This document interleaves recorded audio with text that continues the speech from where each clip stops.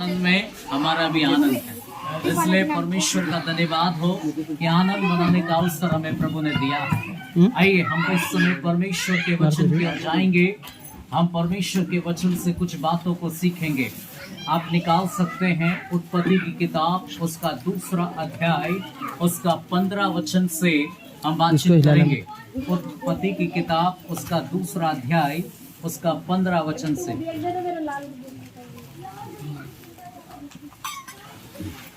चलिए, जिस किसी को भी मिल गया सेवकों में से वो अच्छी और स्पष्ट आवाज में उसको पढ़ने में हमारी मदद करें। उत्पत्ति 2:15 मिला। यहोवा परमेश्वर ने आदम को लेकर हाँ जी, अदन की वाटिका में रख दिया, हाँ कि वह उसमें काम करे और उसकी रक्षा करे।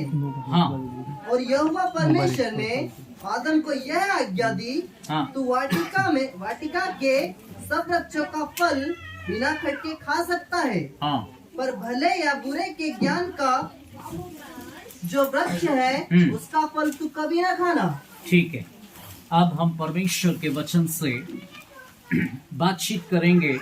आप हम में से हर एक क्षण ध्यान से सुनना। आने वालों को आने दो, जाने वालों को जाने दो। बाकी आप अपना ध्यान फोकस वचन की ओर करिए, क्योंकि कुछ बातें हमें सीखना जरूरी है।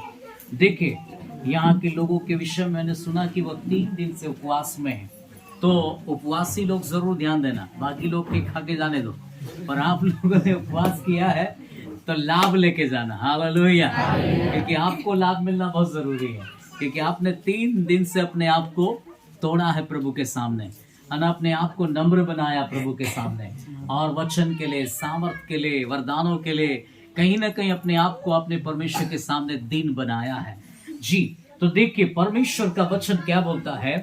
तब यहोवा परमेश्वर ने आदम को लेकर अदन की वाटिका में रख दिया कि वह उसमें काम करे और उसकी रक्षा करे। हालेलुया। तो बोलो, आदम को परमेश्वर ने काम करने के लिए आदन की वाटिका में रखा और रक्षा करने के लिए। हालेलुया। तो आप परमेश्वर के वचन को ध्यान देने वाला विषय हमारे लिए यह है कि आदम को परमेश्वर ने कहाँ रखा? आदन की वाटिका में। तो वाटिका में क्या करना है उसको?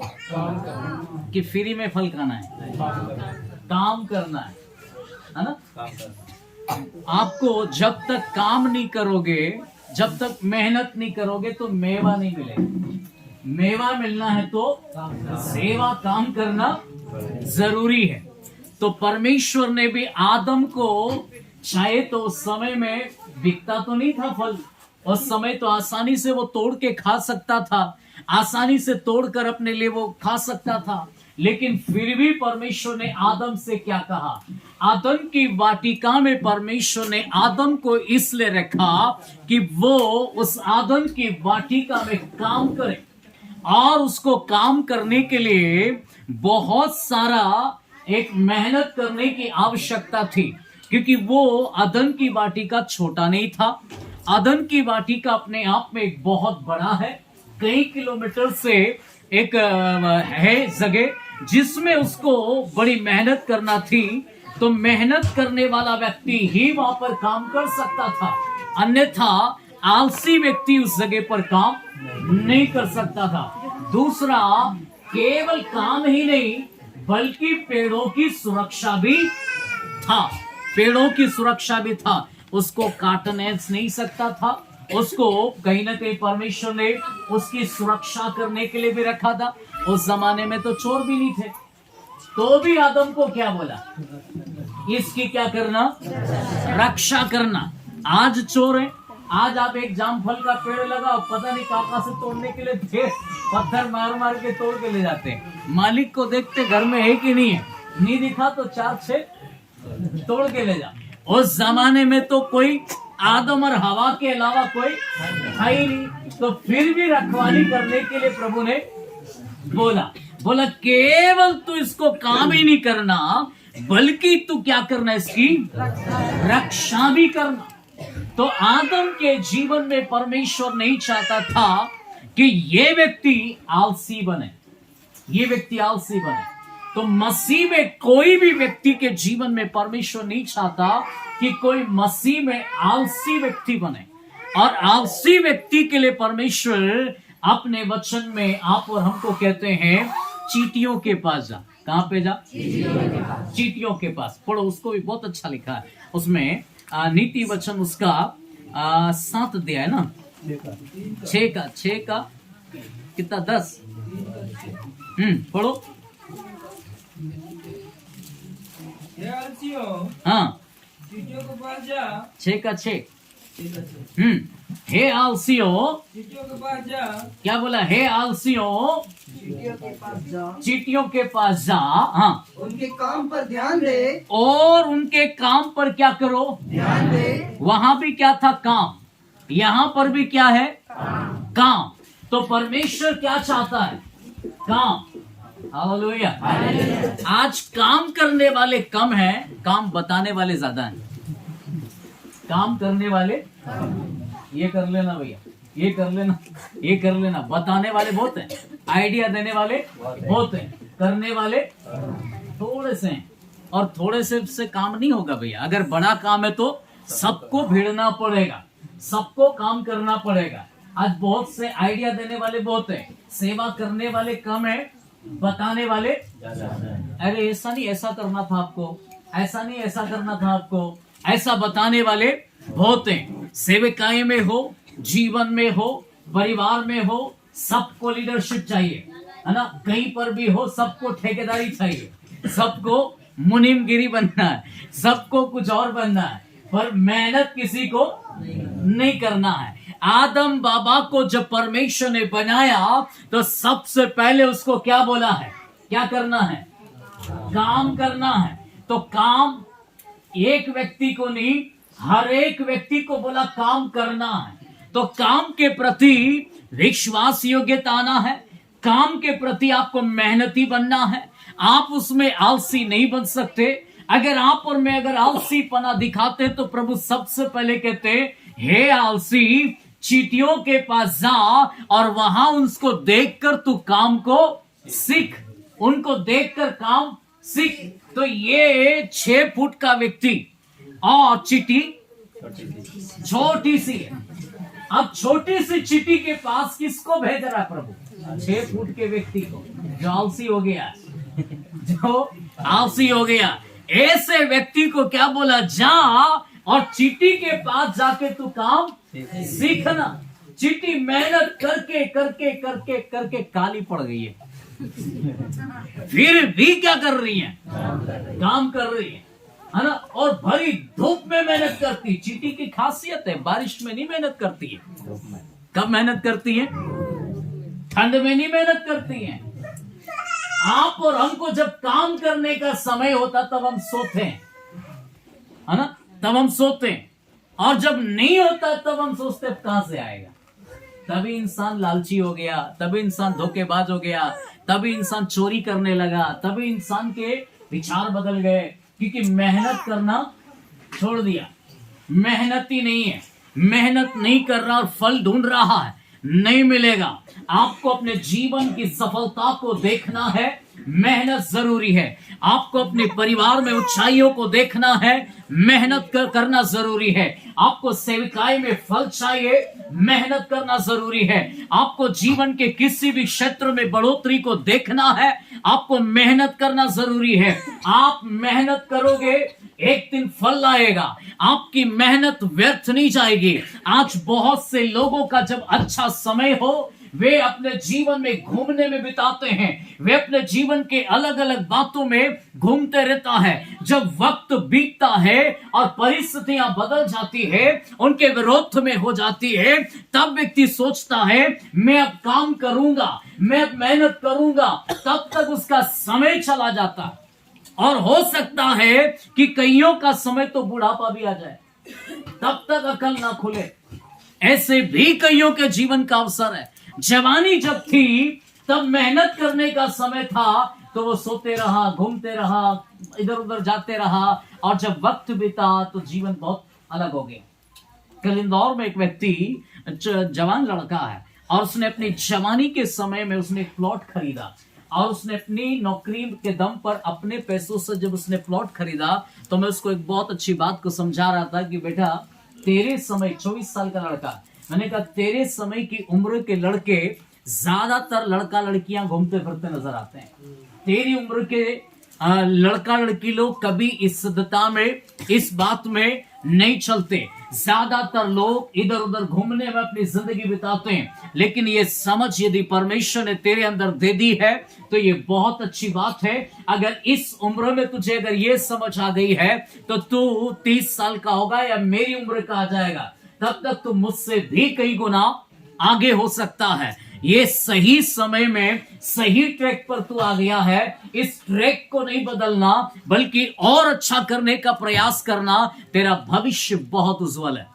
ये बात को जब मैं उसको समझा रहा था उसको भी बहुत अच्छा लग रहा था। वास्तव में मेरे प्रियो, परमेश्वर का वचन हमें सिखाता है हमें मेहनती बनना है, हमें आलसी नहीं बनना है। आलसी लोगों का जीवन असफल होता है, मेहनती लोगों का जीवन सफल हो जाता है। हालेलुया। तो चींटियों को बोला, चींटियां जो है वो गर्मी के समय में मेहनत करती हैं और बड़ी मेहनत करके अपने धन को बारिश के समय में, बारिश के समय के लिए मौसम को देखते हुए, ठंड के मौसम को देखते हुए वे भरी गर्मी में बटोरने का प्रयास करती हैं। उनको भी पता है फसल कब काटती हैं, है ना। तो बड़े मेहनत करके वो चींटियां बटोर लेती हैं। इसलिए आलसियों को बोला चींटियों के पास जाके सीखो। जी आगे पढ़ो। हाँ, और बुद्धिमान हो। और उसको देखकर क्या बनो?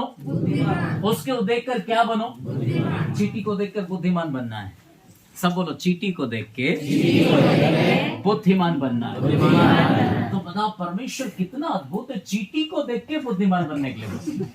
किसको देख के? अकल तो हमारे अंदर है, तो चींटी हमसे सीखना चाहिए। पर हमको किससे सीखना पड़ रहा है? तो मूर्ख कौन हो गया? इंसान की चींटी? कौन हो गया मूर्ख? इंसान हो गया। तो कहीं ना कहीं इंसान आलसी हो गया, कहीं ना कहीं इंसान काम में मन नहीं लगा रहा, और इंसान अपने जीवन में अभिलाषी होकर गलत कामों में पड़कर जीवन को बिगाड़ रहा है। इसलिए उसको कहां जाना पड़ रहा? चींटी के पास। और चींटी के पास जाके बुद्धिमान हो। चींटी के पास जाके सीख कर तू क्या हो जा? बुद्धिमान हो जा। अगर वहां भी नहीं सीखा तो फिर तेरे को तो कौन बचा? वहां भी नहीं सीखा तो फिर कोई नहीं बचा सकता। पर चींटी के पास जाके सीखने का एक अवसर आपके पास है। जी आगे पढ़ो। हाँ, उनके ना तो कोई न्यायी होता है। उनका ना तो कोई भी न्यायी। हमारा तो न्यायी भी है, हमारा तो पटेल भी है, हमारा तो सरपंच भी है, हमारा मंत्री भी है, हमारा विधायक भी है, हमारा मुख्यमंत्री भी है, हमारा समाज का भी मंत्री है ना, और भी मंत्री है ना, और भी रक्षक है, पता नहीं और पता नहीं क्या क्या है। एक एक व्यक्ति के ऊपर एक एक अधिकारी है। तो भी हम गड़बड़ी करते हैं। करते कि नहीं करते? तो भी गड़बड़ी करते हैं, तो भी कोई ना कोई गलत काम में फंस जाते हैं। चींटियों के लिए लिखा कोई न्याय नहीं है उसका। क्या नहीं है उसका? कोई भी उसका न्याय नहीं है। तो भी देखो क्या बोला प्रभु ने। हाँ, ना प्रधान, ना उसका प्रधान है, और ना प्रभुता करने वाला, और ना उसके ऊपर राज्य करने वाला है। हाँ, अभी वे अपना आहार दुकान में। तो भी वो, उनको किसने बोला कि बारिश आने वाली है, बटोर लो?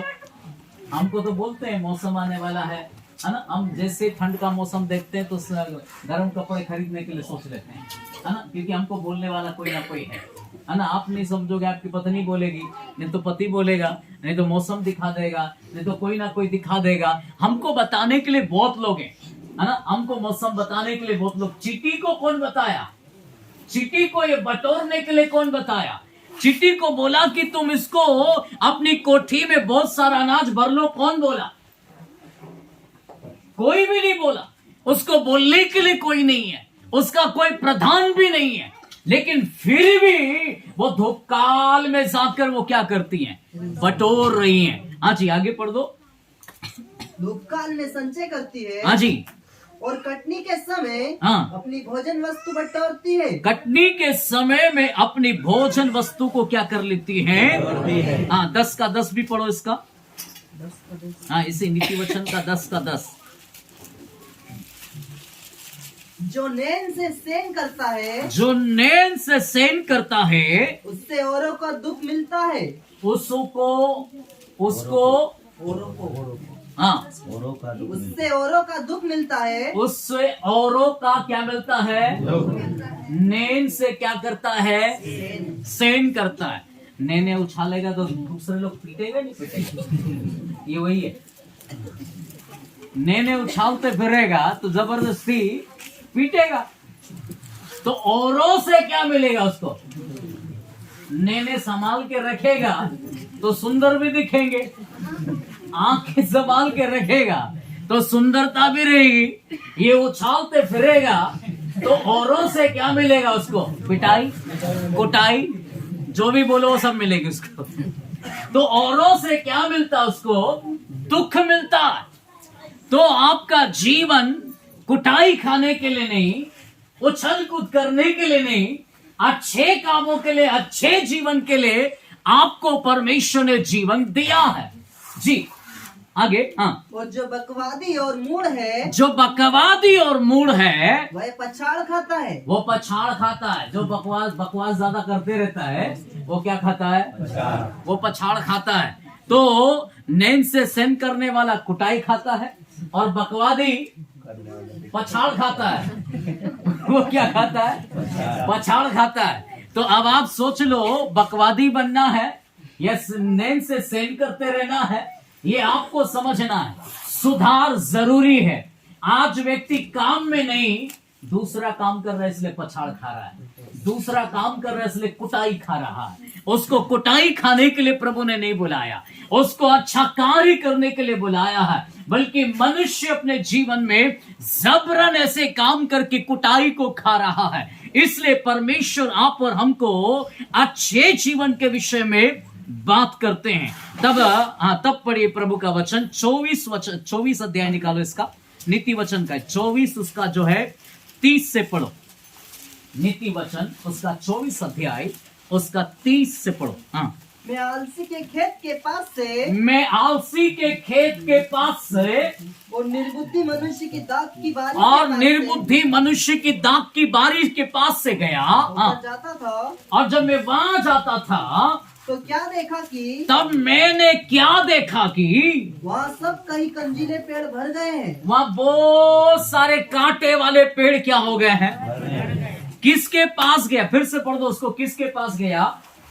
हाँ पढ़ो। मैं आलसी के खेत के पास मैं से, आलसी के खेत के पास से गया और निर्बुद्धि मनुष्य की दाख की बारी के और पास निर्बुद्धि मनुष्य की दाख की बारी के पास से गया। और जाता था। और जब मैं वहां से गया तो क्या देखा कि, तो मैंने देखा क्या है? हाँ, वहाँ सब कहीं कटीले पेड़ भर गए हैं। वहां सारी जगह पर क्या भर गए? उसने बीज डाल के या तो वो भूल गया या तो वो सो गया। बीज डालने गया था, पानी आया तब डाल के आया, उसके बाद वो भूल गया, बोले मैंने बीज भी डाला था कभी। तो अच्छा बुद्धिमान इंसान उधर से गुजरा तो क्या बोलता? मैंने आलसी के खेत के पास से गया। किसके खेत के पास से गया? जिस खेत में निदाई नहीं हो, गुदाई नहीं हो, उससे समझ में आता ना इसको परवाह नहीं है, क्यों डाला होगा उधर, है ना। कई लोग बोलते इसको परवाह ही नहीं खेती की, कितना घास है, कितना चारा है, कितना क्या है। मेहनती व्यक्ति के खेत में साफ सुफ दिखता है। हालेलुया। मेहनती व्यक्ति के खेत में सफाई दिखती है, सुंदरता दिखती है, फल अच्छे दिखते हैं, पौधा अच्छा दिखता है, फसल अच्छी दिखती है। मैंने देखा गुरु बाबा के खेत में इतना बड़ा बड़ा गोभी का फूल, मैंने बोला मैंने तो देखा ही नहीं शहर में ऐसे, इतने छोटे छोटे दिखते हैं और जरा जरा से 40-40 रुपए के मिलते। बाप रे, मैंने बोला इतना बड़ा। शिफा बोलती है इतना बड़ा कहां से लाए पापा? मैंने बोला भूरू बाबा के वहां से। तब तो आशीष है बोले प्रभु की। शिफा बोलने लगी। हालेलुया। तो परमेश्वर की आशीष लोगों के जीवन में दिखाई देती है, लेकिन आलसी व्यक्ति का घर भी कचरे से भरा हुआ है। आलसी व्यक्ति घर में भी उठ के झाड़ू नहीं लगा रहा है, कचरे से भरा हुआ है। और समझदार लोगों का घर अच्छा दिखाई देता है। कैसा दिखाई देता है?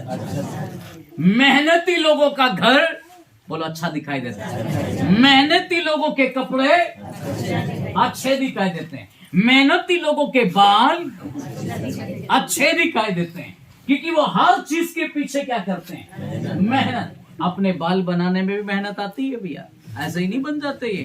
कपड़े धोने के लिए भी मेहनत आती है। नहीं तो कई लोग बोले ठंड लग रही बोल के मुंह भी नहीं धोते ऐसे वो भी सही। इसमें भी क्या लगती है? मेहनत।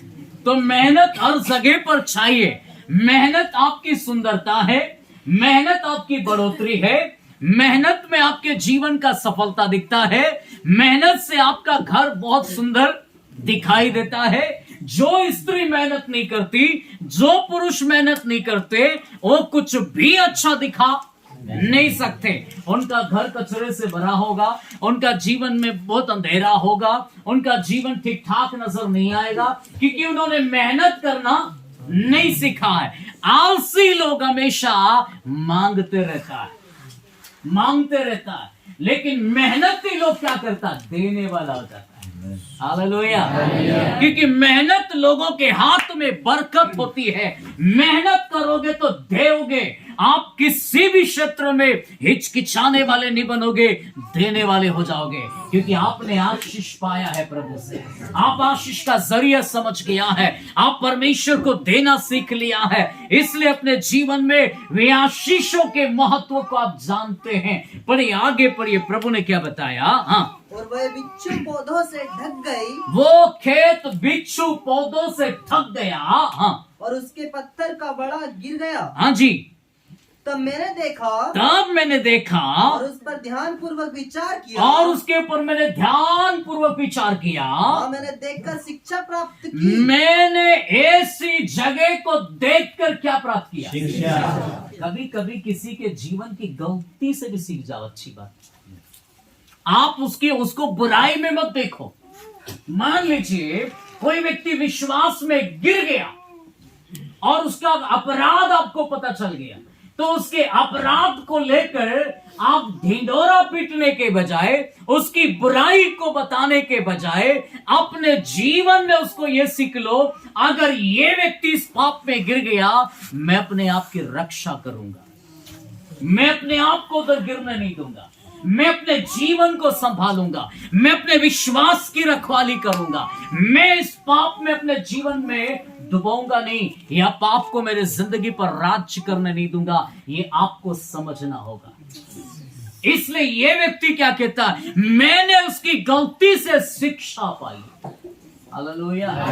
मैंने इसकी गलती से, आज हम गलती से शिक्षा नहीं पाते हैं, हम उनकी गलती बताने में बिजी रहते हैं, हम उसकी गलती एक दूसरे को बताने में बिजी रहते हैं, इसलिए हम शिक्षा नहीं पाते। और जब आपके ऊपर वो प्रयास होता है, आपके ऊपर जब शत्रु का वार होता है, तब आप अपने आप को भी नहीं बचा पाते हो। लेकिन यहां पर वचन क्या बताता है कि मैंने उसकी गलती से शिक्षा पाया है। हाँ जी, आगे पढ़ो। हाँ, छोटी सी नींद, एक और झपकी, थोड़ी देर हाथ पर हाथ रखकर और लेटे रहना। हाँ, हाथ पर हाथ रखकर लेटे रहना। तब तेरा कंगालपन डाकू के समान और तेरी घाटी हथियार बंद मनुष्य के समान आ पड़ेगी। हाँ, आप यदि अपने जीवन में इसके प्रति फुर्तीले नहीं रहे, जागृत नहीं रहे, अपने जीवन में आप इसके प्रति मेहनती न रहे, तो आपके जीवन में ये कंगालपन किसके समान आ जाएगा? डाकुओं के समान। किसके समान आ जाएगा? डाकू लोग जब आता है तो कैसे आते हैं? आपको बता के आते हैं? आपको बता के नहीं आएंगे, वो रेकी कर लेंगे।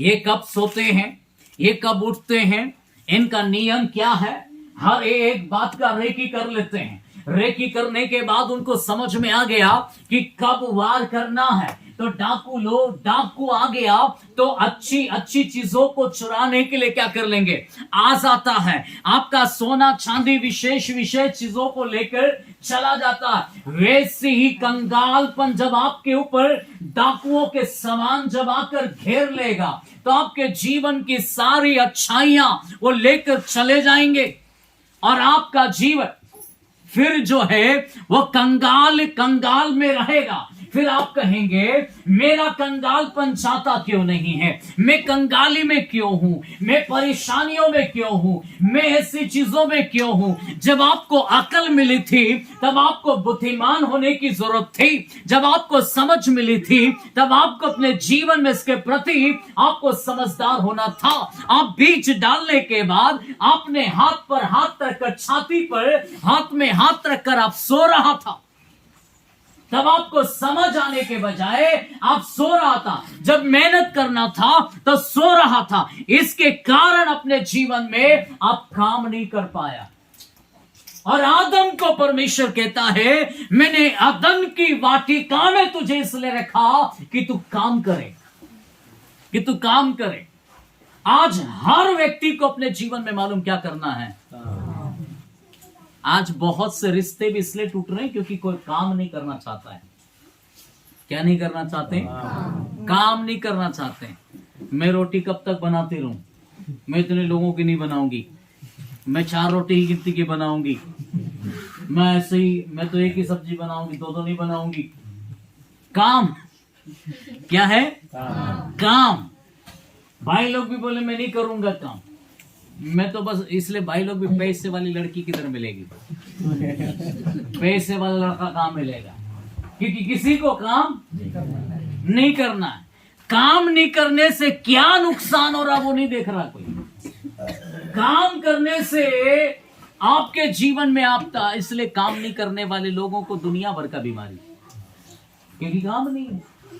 काम नहीं करने से शरीर चल नहीं रहा है तो दुनिया भर की समस्याएं हैं, दुनिया भर के झमेले लोगों के जीवन में, और मनुष्य के रिश्ते टूट रहा है। मनुष्य उन बातों को समझ नहीं पा रहा। लेकिन परमेश्वर हमको क्या बोलते हैं, आदम को जगह पर रखा कि वो काम करे, जबकि परमेश्वर ने इतना बड़ा अदन की वाटिका बनाया कि आदम अपने जीवन में एक दिन में कितना बड़ा फल खाएगा। उस समय का अंगूर का बात करो तो कम से कम इतना बड़ा होगा, आज जो कि इतना हो गया।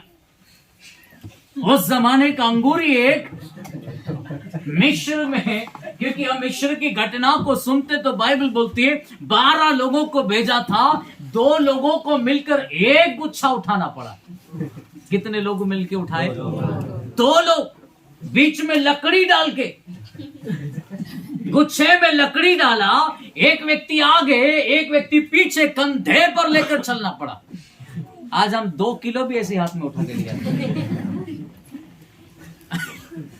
उस समय एक अंगूर 1-2 किलो का होगा, तो एक गुच्छा लाया तो कितना बड़ा होगा। तभी तो उनको 2 लोग चाहिए पड़ा ना, 2 लोग चाहिए पड़ा। तब 2 लोग मिलकर उसको उठा के लेकर आया। तब वहां के बोला वहां का अंगूर कितना बड़ा। कद्दू हमारे समय में इतना बड़ा है तो उनके समय में कितना होगा, सोच के देखो। हमारे समय में वो इतना बच गया तो उनके जमाने में तो 2-4 लोग मिलके उठाते होंगे। तो बड़ा एक समय था। तो मेरा कहने का मतलब ये है, आदम बाबा को 2 अंगूर खाता तो पेट भर गया था, 2 आम खाता तो पेट भर गया था, तो उसको काम करने की जरूरत क्या पड़ी। लेकिन प्रभु ने फिर भी उसको क्या बोला है, काम करे बिना तू एक अंगूर भी नहीं खाना, काम करे बिना तो एक अनार भी नहीं इसमें से तोड़ना। तो काम करने के लिए बोला उसको। हम बिना काम किए हम बोलते रोटी दे दो। निठल्ला व्यक्ति मत बनना,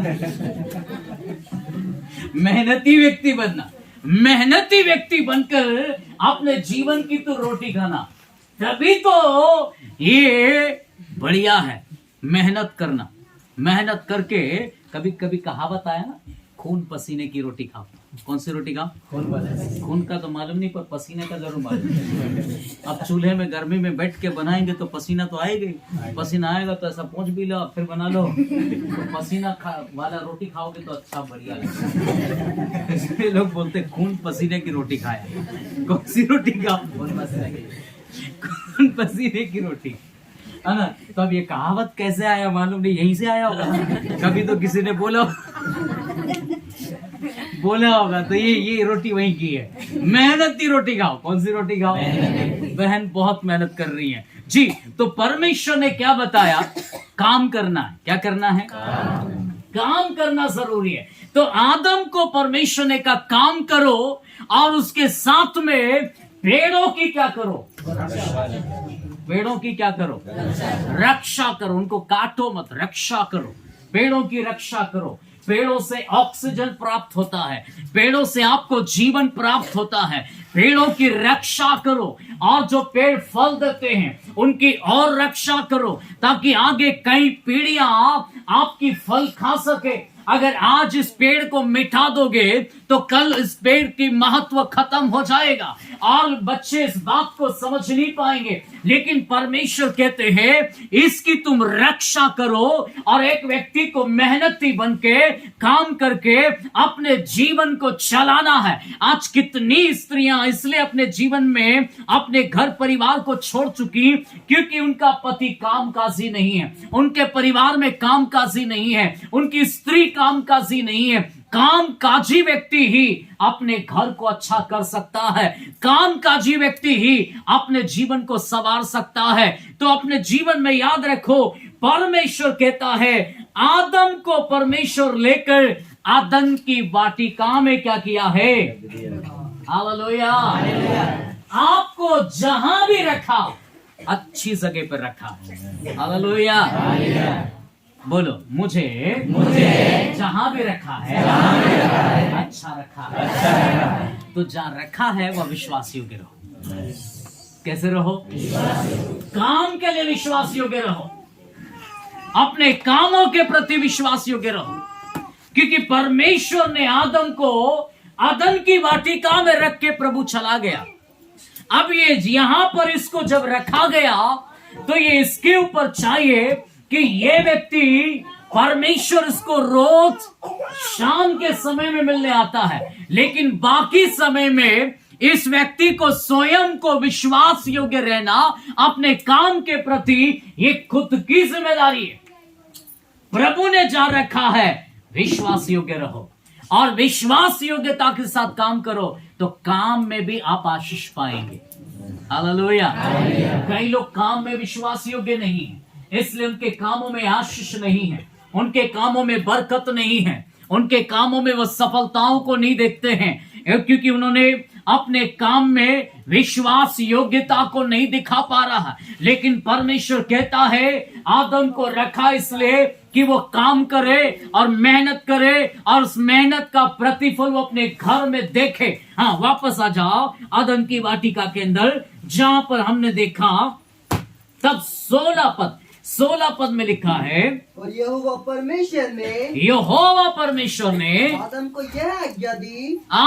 यह आज्ञा दी, तू वाटिका के सब वृक्षों का फल, तू अदन की वाटिका के सारे वृक्ष का फल बिना खटके खा सकता है। बिना खटके तू खा सकता है। हाँ। पर भले या बुरे के ज्ञान का वृक्ष है जो, उसका फल तू कभी ना खाना। तब परमेश्वर ने एक व्यक्ति को क्या दिया है? बोलो, आज्ञा। क्या मिली है? आज्ञा। अगर आपको जीवन दिया है, अगर आपको परमेश्वर ने जीवन दिया है, तो काम भी दिया है। काम मिला है तो काम के लिए जीवन में आज्ञा भी मिली है। एक व्यक्ति को अपने जीवन में यदि आशीष को पाना है, आपको आज्ञा मानना जरूरी है। आदम के जीवन में आज्ञा का उल्लंघन करने से उसके जीवन में क्या आया? बोलो, श्राप। क्या आया उसके ऊपर? श्राप। और वो भी भूमि का श्राप। उनके जीवन में अपने जीवन पर पड़ा हुआ श्राप आ गया।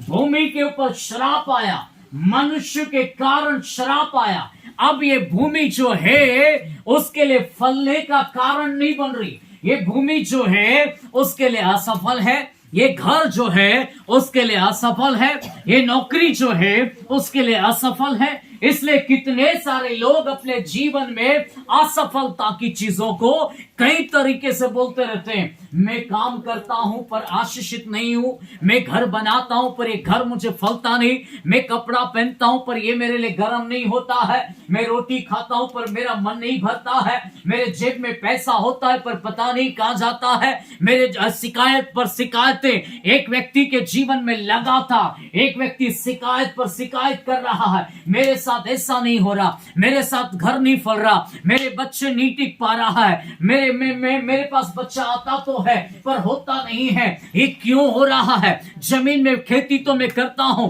फल भी आता है पर पता नहीं फूल लगते ही पता नहीं कहां चला जाता है। ऐसी असफलताएं व्यक्ति अपने जीवन में बार बार बोलने का प्रयास कर रहा है क्योंकि उनको समझ नहीं आ रहा हो क्या रहा है, हो क्या रहा है, समझ में नहीं आ रहा। लेकिन बाइबल बताती है आदम को परमेश्वर ने आदम की वाटिका में रखा कि वहां पर जो बातें रखी गई, जो प्रभु ने उसको वचन दिया, उस वचन को मानना इसकी जिम्मेदारी थी।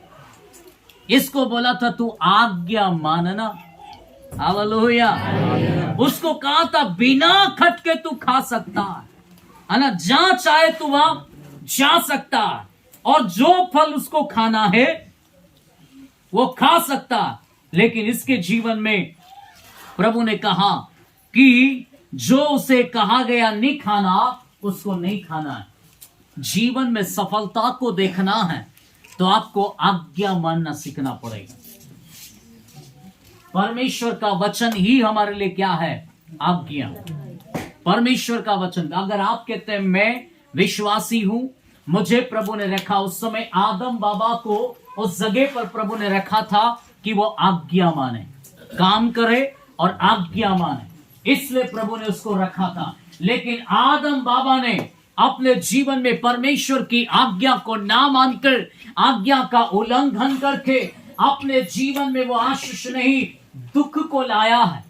दुख देने वाला परमेश्वर नहीं, धर्मियों के जीवन में दुख परमेश्वर नहीं लाता, बल्कि व्यक्ति अपने जीवन में स्वयं आज्ञा का उल्लंघन करके अपने जीवन में वो दुख को लाता है। ये परमेश्वर का वचन है और ये ऑर्डर के रूप में आप और मेरी जिंदगी के लिए युगाने युग तक के लिए परमेश्वर ने दे दिया है। हर विश्वासी के जीवन के लिए ये वचन दे दिया गया है। या तो इस वचन को आप विश्वासी होने के नाते इसको मानकर, आज्ञा मानकर आप इस वचन को आशीष में बदल लो, या तो इस वचन को ना मानकर अपने जीवन में शैतान को अधिकार दो। ये आपके ऊपर है, आपके ऊपर है। या तो इसको मानकर आशीष पाओ। इसमें कौन सी आशीष नहीं लिखा है? आपकी घर की आशीष इसमें है, वह आपके खेत की आशीष इसमें है, आपकी बकरी की आशीष इसमें है, आपकी मुर्गा का आशीष इसमें है, आपका परिवार का आशीष इसमें है, आपका जीवन की समृद्धि इसमें है। कोई भी मनुष्य ऐसा नहीं कह सकता है कि मैं बरकत कहां पाऊं। आपके पास कितनी भी बुद्धि क्यों ना हो, लेकिन आपको सफलता देखना है, बरकत देखना है, आपको आज्ञाकारी व्यक्ति होना जरूरी है। नहीं तो कई बार आप बहुत कुछ करेंगे लेकिन हाथ में कुछ भी नहीं दिखेगा, हाथ में कुछ भी नहीं दिखेगा। और ज्यादातर आप यही कहेंगे मेरे पास तो कुछ भी नहीं बचा है, क्योंकि आपने अपने जीवन में आज्ञाकारिता को भूल गया है, आज्ञाकारिता को भूल गया है। आदम को बोला ये जहां चाहे तू जा सकता है, जो खाना तू खा सकता है, मतलब उसके लिए आशीष है, उसके लिए पूरा खुला हुआ है, जो मर्जी पड़े ले सकता है, मतलब उसके जीवन में सब कुछ उसके लिए है।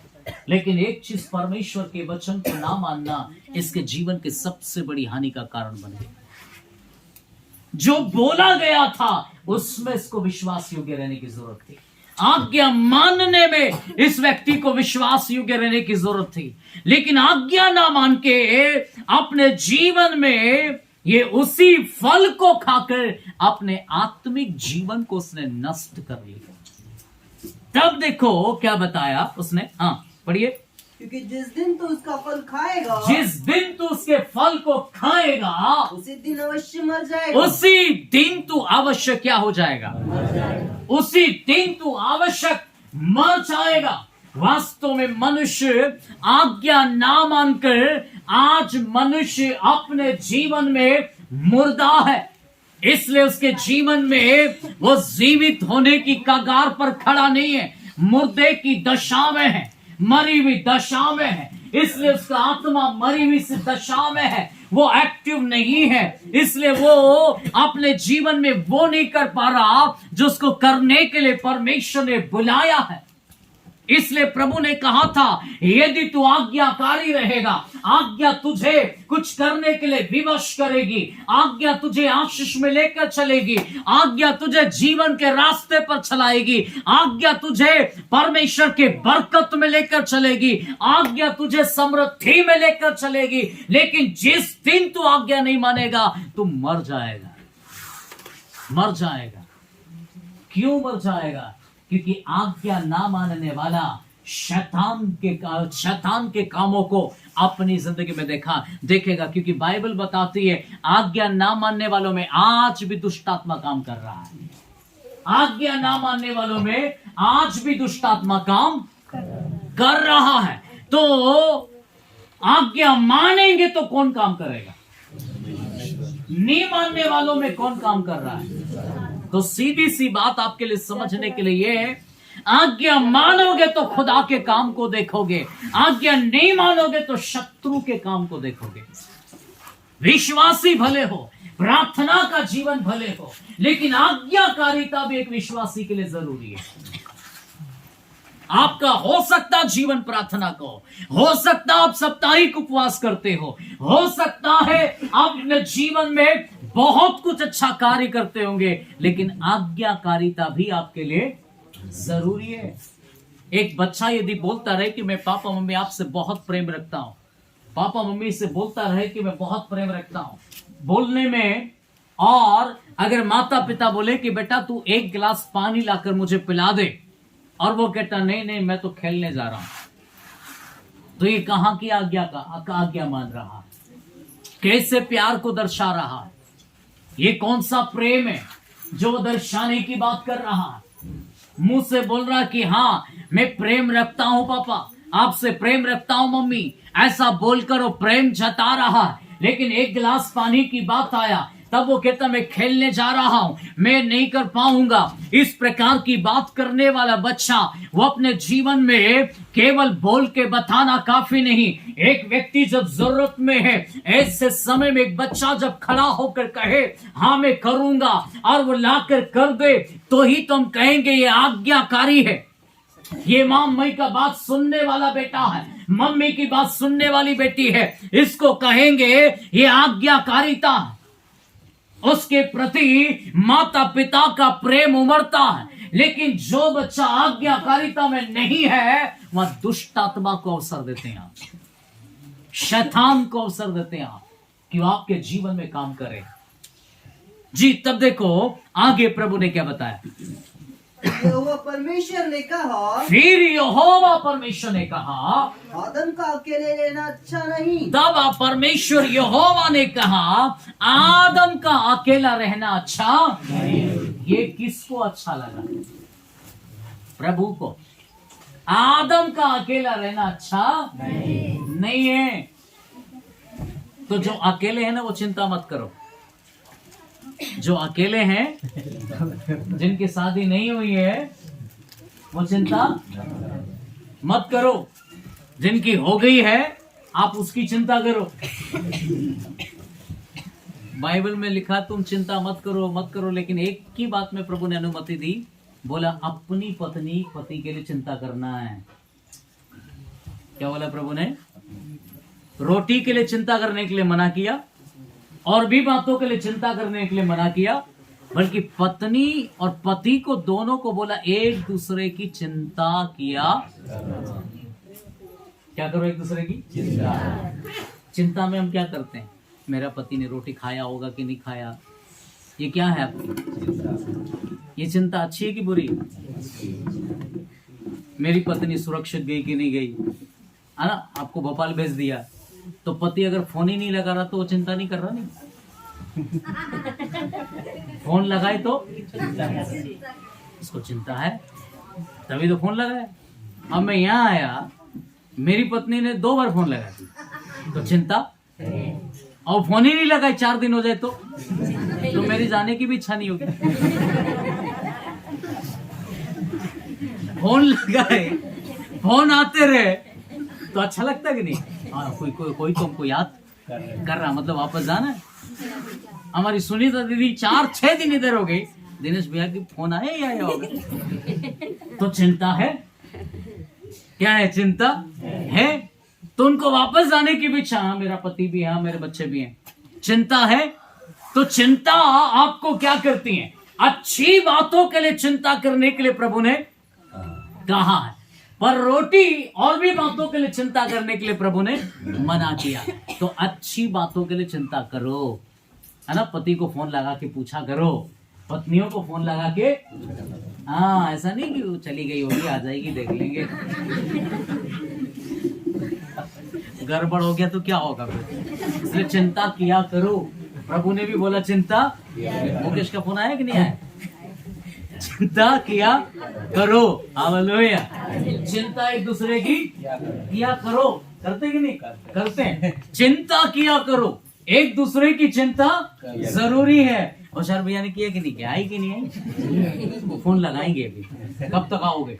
चिंता किया करो, हालेलुया जी। तो प्रभु ने हमको क्या करने के लिए बोला है? एक दूसरे को संभालने का विषय है ना, एक दूसरे को संभालना, एक दूसरे की चिंता करना, क्योंकि उसमें फायदा है, उसमें लाभ की बातें, एक दूसरे की सुरक्षा है, एक दूसरे को उठाने की बातें, एक दूसरे को समझाने की बातें। इसलिए एक दूसरे को एक ही विषय में चिंता, यही संभालने की बात है। बाकी बातों में चिंता नहीं करना है, हालेलुया। क्योंकि चिंता करोगे तो आप फोन लगाओगे, चिंता करोगे तो दुख में खड़े हो जाओगे, चिंता करोगे तो उसको पानी पिलाओगे, उसको बीमार पड़ी तो उसकी सेवा करोगे, सेवा करोगी, है ना। क्योंकि ये क्या है? चिंता, है ना। क्योंकि आप कहते हैं जल्दी जल्दी खड़ा हो जाएगा तभी तो ड्यूटी जाएगा, ड्यूटी जाएगा तो पैसे आएगा, चिंता करना है ना। अच्छा अच्छा दूध पिलाएंगे तो मोटा ताजा होगा, काम अच्छा करेगा, है ना। रोटी नहीं बना के देंगे, पुरानी रोटी खिलाते रहेंगे तो पेट में गड़बड़ी हो जाएगा। तो ताजी ताजी रोटी बना के खिलाया करो, ताकि मेहनती वो काम कर सके, है ना। अच्छा आपका पति रह सके, ये अच्छा काम, अच्छी बातों के लिए क्या किया करो? हालेलुया जी। आगे पढ़ दो, क्या बोलो? परमेश्वर ने अकेला आदम का अकेला रहना अच्छा नहीं, आदम बाबा का अकेला रहना अच्छा नहीं, ये प्रभु ने बोला। तो प्रभु को क्या है? चिंता। प्रभु को क्या है? चिंता। इसलिए प्रभु ने कहा कि मैंने तुम्हारे लिए पहले से ही क्या करके रखा? तय करके रखा है, तय करके रखा। सांप के लिए प्रभु ने क्या करके रखा है? आज के जमाने में ढूंढ लाते खुद ही, पहले जमाने में प्रभु तय करके लाता, है ना। ढूंढने वाले थे बहुत सारे, तो ढूंढ के लाते थे। आज के जमाने में खुद ही ढूंढ लाते, पता नहीं कहाँ। और जब खुद ही ढूंढ लाते बाद में रोते भी रहते हैं, क्योंकि खुद की इच्छा है वो। कोई थोबड़ा देख के ढूंढ लाते हैं, कोई पैसा देख के ढूंढ लाते हैं, कोई घर देख के ढूंढ लाते हैं, बोले इसका घर अच्छा है, ऐसा करके ढूंढ लाते। वही लोग रोते हैं। जो प्रभु की इच्छा में ढूंढते वो नहीं रोते, हालेलुया। जो प्रभु की इच्छा में ढूंढते वो नहीं रोते, वो झोपड़ी को भी महल में बदल लेते हैं, हालेलुया। लेकिन जो अपनी इच्छा में ढूंढते रहते वो रोते भी रहते हैं। वो बोलते कौन से व्यक्ति के गले पड़ गया मैं, ऐसा बोल के रोते रहते हैं। फिर वो मारते पड़ते रहते हैं, फिर एक दूसरे से लात गुस्से चलाते रहते हैं, पता नहीं फिर कोर्ट में पहुंच जाते हैं, है ना। कहाँ की समस्या गले बांध लेते हैं। तो ऐसी समस्याओं को अपने गले मत बांधो। प्रभु ने बोला है अकेला रहना अच्छा नहीं। ये किसको चिंता है? बोलो किसको चिंता? तो जो लोग अकेले हैं वो चिंता करने की जरूरत है नहीं है। आपकी चिंता कौन करेगा? बोला मम्मी पापा। कौन करेंगे? कौन करेंगे? जवान बच्चे बोलो मम्मी पापा। जिनकी शादी नहीं है वही बोलो। जिनकी शादी हो गई वो क्यों बोल हालेलुया। आप तो ढूंढ लाया, अब जब ढूंढ ही लाया तो चिंता करने की क्या जरूरत है। अब आप उसकी चिंता करो, जिसको ले आया वो भी किधर है उसकी चिंता करो, वो खाना खाई कि नहीं उसकी चिंता करो, है ना। लेकिन जिसका नहीं हुआ है वो बोलो मम्मी पापा करेंगे। कौन करेंगे? कौन करेंगे? तो आपको चिंता नहीं करना है, आपको क्या करना है? बोलो पढ़ाई करना है। क्या करना है? पढ़ाई करना है। क्योंकि आपकी चिंता कौन करने के लिए बैठा? माता पिता, परमेश्वर। Hallelujah, hallelujah. तो परमेश्वर ने चिंता किया है और प्रभु ने बोला इसका अकेला रहना अच्छा नहीं है। इसका मतलब परमेश्वर ने आपके लिए कोई ना कोई एक पसली रखा हुआ है। अब वो कहां होगी मालूम नहीं, वो कहां होगा मालूम नहीं। दुआ करो। क्या करो? क्या करो? प्रभु कहां है? प्रभु कहां है? दुआ करो कि प्रभु कहां है वो। प्रार्थना कर। आपको क्या करने के लिए बोला प्रभु ने? केवल क्या करने के लिए बोला? हम क्या करते रहते? ढूंढते रहते। यही है क्या? यही है क्या?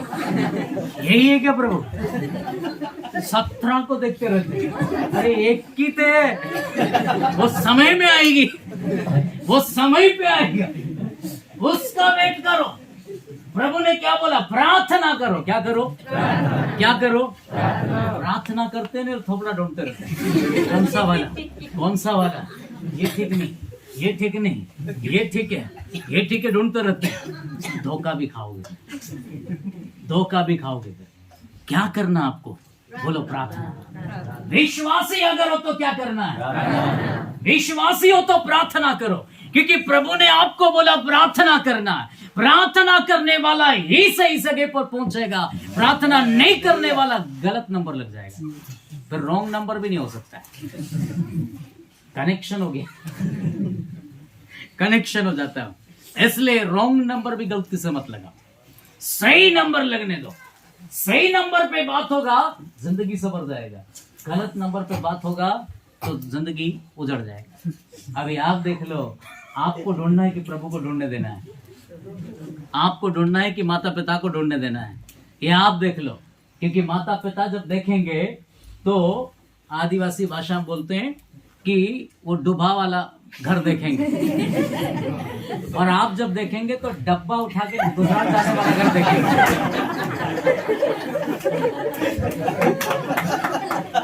तो फर्क है, फर्क है।